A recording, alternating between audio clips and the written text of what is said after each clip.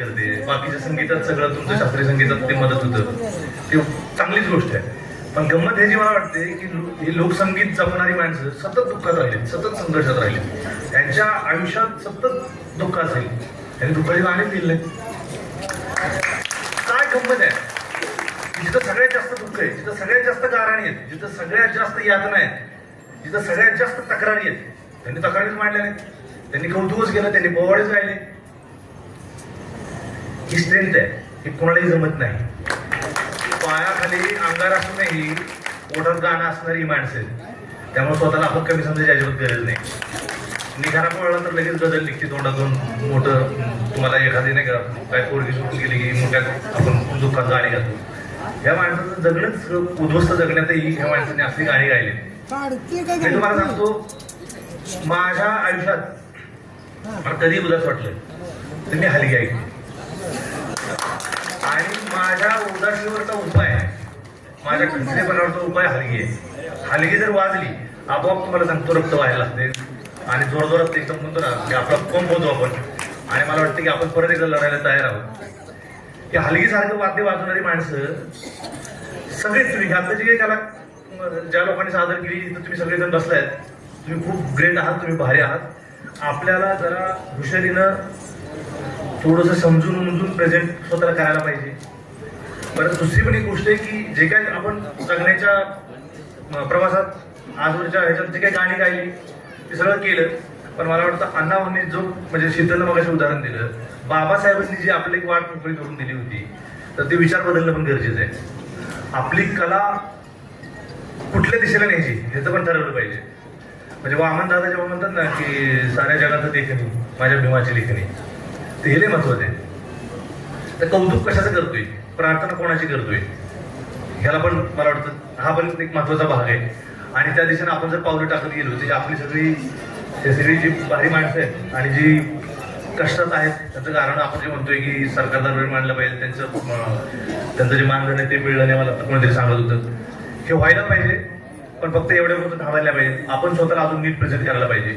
ही चांगली गोष्ट झाली की ही समिती जी स्थापन होते, आणि मी त्या समितीत नाही आहे, तर मला वाटतं मला पण त्या समितीत घेतलं तर बरं होईल. आणि मी तुमचा सहकारी तुमच्या सोबत आहे असं म्हणणार नाही, मी तुमच्यातलाच आहे. कारण की मला हीच ओळख, मी सगळ्यांचे गाणे ऐकून मोठं झालोय. मला शास्त्रीय संगीताची ओळख आत्ता झाली. मी एकाच वेळेस तुम्हाला सांगतो, आनंद शिंदे, मिलिंद शिंदे,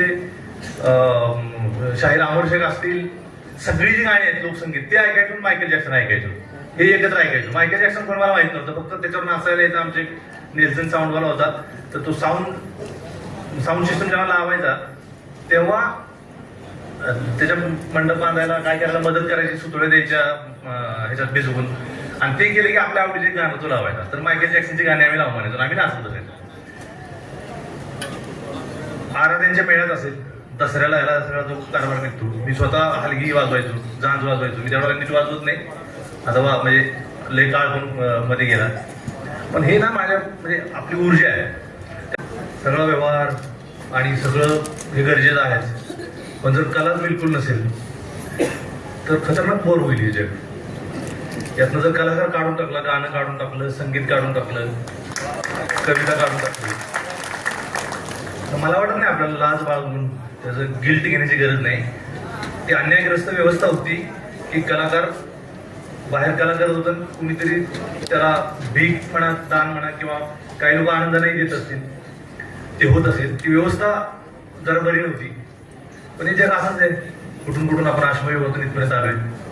आणि मगाशी जी गोधडीच गाणं शीतल गायलं, त्या गोधडीची ज्यांनी विणली आहे, आणि त्या लोकांनी जगणं सुकर करत आणले.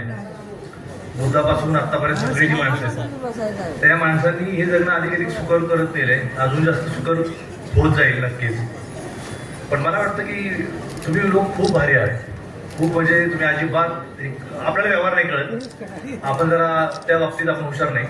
म्हणजे लावणी तमाशात कुठतरी कनातीत झाली तर तिला काही इज्जत नसते, ती बालगंधर्वात गेली की ती थोर होते, हे आपल्याला कळत नाही. बालगंधर्वाचं नियोजन आपल्याला करता येत नाही. आपण कनातीत करतो आणि आपण खूप विनम्रपणे खूपच स्वतःला म्हणजे कडूबाईंना मी आपल्या नाळमध्ये गाणं गायला त्यांना बोलवलं. माझ्या म्युझिक डिरेक्टरला मी सांगितलं की आपण कडूबाईंकडून हे गाणं गाऊन घेऊया.